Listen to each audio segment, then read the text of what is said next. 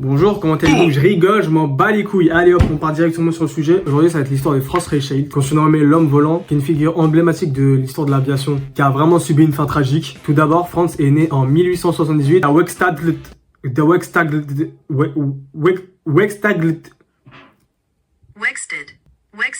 qui est donc né à en République tchèque. Il grandit dans une famille modeste. Il n'y a pas vraiment d'infos sur son enfance, mais il aura très vite un intérêt pour la couture, un métier qu'il maîtrisera vraiment rapidement. Après qu'il se soit formé dans son pays, il viendra en France.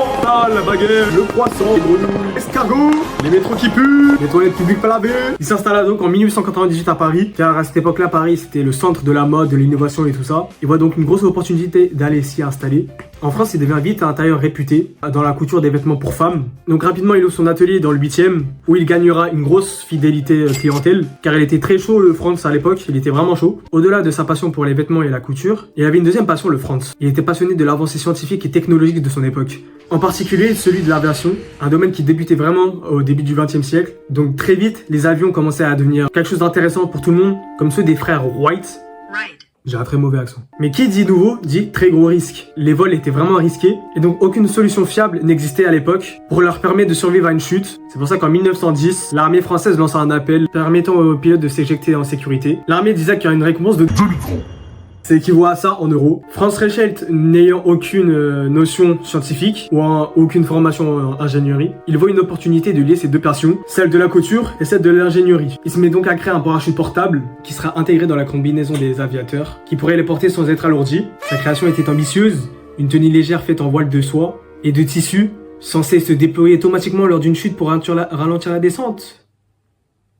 Entre 1910 et 1912, Reichelt testera plusieurs prototypes. Il installa donc des mannequins avec des prototypes de son parachute, depuis des hauteurs assez mortelles en vrai, comme les fenêtres de son atelier ou les ponts parisiens. Ces essais furent tous des échecs. Des essais que je parle pas que le parachute ne retient pas assez la personne ou quoi. La combinaison se déployait pas correctement. Donc les mannequins c'était mort pour eux. Donc là une personne normale aurait arrêté de faire ce prototype là, aurait peut-être arrêté de le faire tout court. Et pas pour Reichelt. Reichelt était persuadé que ces échecs n'étaient pas dus à son prototype. Il s'est dit ça coûte de la hauteur. Selon lui, une plus grande altitude donnerait au parachute le temps nécessaire pour se déployer correctement. Les amis et les collègues de Reichelt essayent de le raisonner, de le faire arrêter ce qu'il faisait en fait. C'était le but de Georges Lefebvre, un ami tailleur, qui lui rappellera que ses tests étaient vraiment nuls à chier. Peut-être qu'il faudrait qu'il arrête son ingénierie et qu'il retourne à la couture en fait. Et là Reichelt il se dit putain il a raison, je devrais peut-être retourner à la couture. Il ne l'écoute pas. Il dit qu'il le ferait lui-même parce que si personne ne prend ce risque, personne prendra son invention au sérieux. Donc en février 1912, Reichelt obtient l'autorisation de sauter de la tour Eiffel. Pour Reichelt, la tour Eiffel était l'endroit idéal pour tester son parachute. Pour lui, la hauteur de la première plateforme de la tour Eiffel était suffisante pour l'activation de son parachute. C'est pour ça que le matin du 4 février, Reichelt arriva avec sa combinaison sur le champ de Mars, avec une foule de journalistes, de spectateurs, de photographes. Et parmi eux se trouvait Louis Godard, qui lui demanda pourquoi il n'essayerait pas avec des mannequins plutôt que de sauter lui-même. Donc on connaît la chanson, Reichelt se dit qu'il devrait arrêter, tout ça.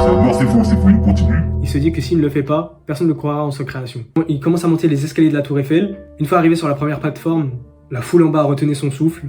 Reichelt étendit ses bras pour stabiliser sa position.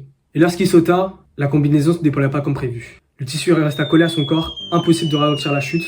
En quelques secondes, il s'écrasa sur le sol et il perdra la vie. Donc bien sûr, avec tous les journalistes, c'était sûr que la mort de Reichelt fera la une des journaux. Sa mort sera donc dans les gros titres en France et dans le monde entier. Les enregistrements des journalistes sont devenus les premières vidéos à avoir filmé une telle tragédie. Pendant ce temps-là, Louis Godard, qui était en train de raisonner Reichelt, il finit par le terminer en disant que c'était pas un test, un sacrifice inutile et que l'audace ne suffit pas quand la science est ignorée.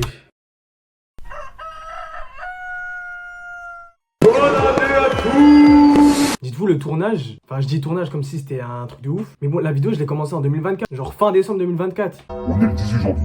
Ça a mis autant de temps parce que vas-y les cours et tout ça, la flemme, j'avais pas le temps en vrai et tout ça. En plus le montage il était long et tout, là tu dois faire la deuxième partie carrément. Malgré son échec, son histoire inspira d'autres inventeurs à perfectionner les parachutes. Aujourd'hui, son nom reste associé à un moment tragique mais emblématique pour l'histoire de l'aviation. Donc ouais, autant de temps pour faire 4 phrases. Mais bon, au moins c'est fait, au moins la vidéo elle est terminée là cette fois-ci. Merci d'avoir écouté. J'essaierai de faire plus de vidéos comme ça parce qu'en vrai c'est assez simple, rapide et efficace. Je dis ça alors que j'ai mis 3 semaines à finir la vidéo, c'est une dinguerie. Merci à tous et salam.